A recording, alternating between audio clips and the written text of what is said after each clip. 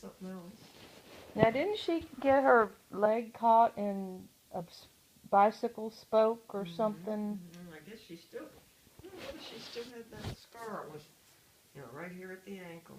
And when I got heard screaming that mother and dad weren't home, I don't know where they were.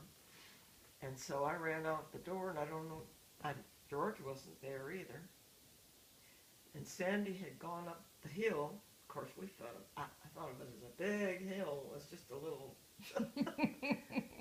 a little thing. And she had come down with Sally on the back of that, and there was no place for her to go except on the little fender that went Oh, so down. it didn't have a seat thing or a bar thing? No, it had a seat in the bar.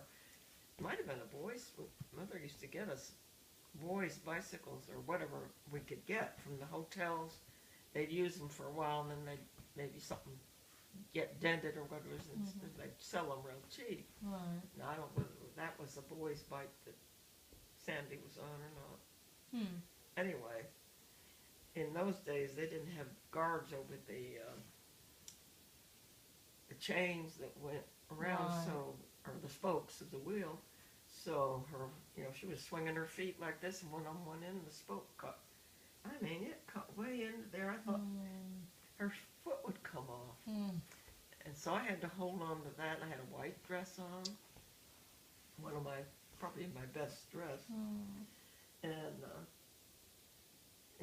had to carry her up to the house. And Sandy, she left and ran in the house and went upstairs, cried in the bedroom. It wasn't any help at all. Oh my! So I had to call my neighbor. So where was Grandma and Grandpa? I don't know. I Oh. don't remember. Probably at the church or shopping or something. So I called the neighbor, and they took me down to. There was a doctor down, just a little ways down the road. And so I took Sally there, and of course I didn't know if anybody would tell Mom. Well, I should have known. Sandy probably would if she could get it out with all her crying. But I decided I needed to get home to tell them, and left Sally there, which, probably wasn't a good idea because, we didn't really know the doctor, and she was screaming and kicking him with her good foot. So Mother and Dad got angry with me because I left her. So that's what I remember. Isn't that strange? So you actually carried her to the doctors or to the neighbors? I carried her from the road where she had gotten hurt to the house. Okay. So, and then got on the phone, called my neighbor, and asked if they'd take me down to the doctor. Oh, so the neighbor took you to the doctor, and then I got you. Yeah, and I walked home, I guess, or else I asked them to take me home. I don't know which. I don't remember. Because it was a good walk. Yeah. It would have been a good walk. So they may have taken me home. But I should have stayed with her. Didn't use my head. Well, you were thinking, Mom needs to be here with her, probably, you know. And we didn't have cell phones. You could just... Didn't have those. Yeah, you had to climb up a pole and crank the old phone, didn't you? And one phone was for the whole community, right? That was the first one, I think. And finally, we did get the phone that you lifted off. The dial. Had the dial. Yeah.